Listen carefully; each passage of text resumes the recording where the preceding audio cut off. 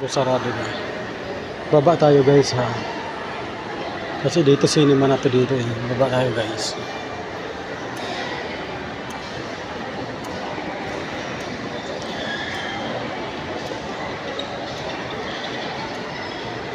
Ang laki ng nawala sa kanila. Kung gaano dito kalungkot. Dahil marami nang nagsara ng store. Kabaligtaran naman sa SM Fairview. Halos lahat doon napunta.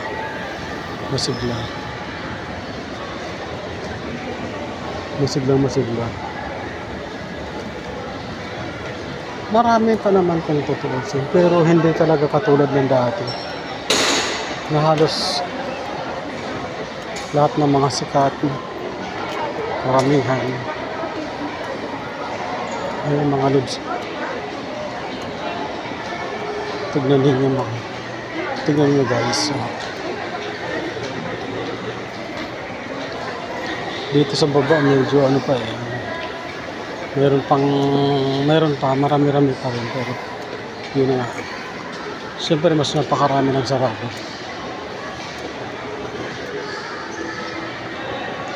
Sa ngayon guys, hindi ako makakapag-ikot ng husto kasi ayun nga guys, may trabaho ako. Bali ito lang muna ang ikotin natin.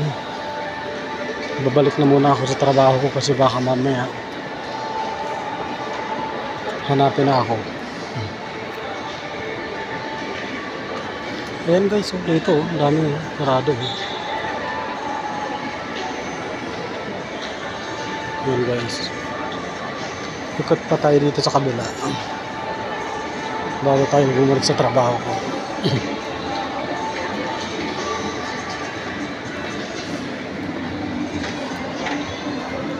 Yun.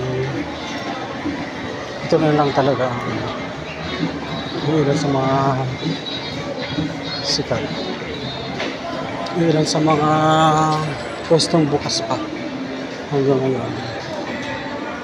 Napakaganda dito guys. Fairview Terraces, Ayala. Malaki.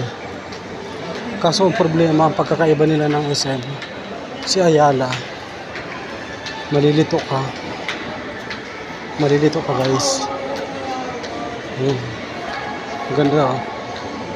Ang ganda ng mga design nila, kaso nung malilito ka nga, pag hindi ka sanay na gumala o hindi ka talaga nagtatrabaho dito at araw-araw ka nandito, mahirap mong matuntun dahil nga sa labat. Hindi mo alam kung saan ka nagmula. Nakakalito. Hindi katulad ng SM, pagpasok mo left and right lang, makakarating ka na sa pupuntahan mo. Dito iba eh. Kahit yung mga escalator nila oh, halos hindi magpanagpo. Kasi dito pansinin nyo, may escalator dito. Yan, escalator. Tapos ang susunod niya na escalator, ayun yung pinanggalingan ko, escalator din. Ang susunod niya ang susunod niyang escalator, ayan o. Ikot tayo guys ha, ikot tayo.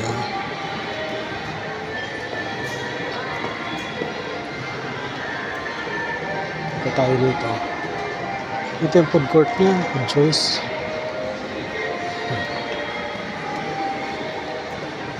Okay, donuts. Word balance.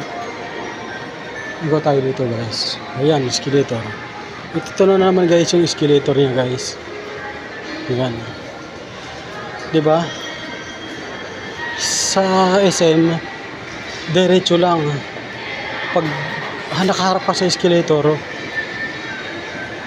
pag bumalik ka sa likod mo, may escalator din. Ha, parang kabilaan lang sila. Dito hindi. Okay tayo guys. Dito ulit tayo sa 4th floor. Kasi pabalik na ako sa work. Kasi baka hinahanap na ako. Yan, dito tayo galing kanina. Ayan na nga, hinahanap na nga ako. Guys, babay na mga guys. Tinatawag na ako.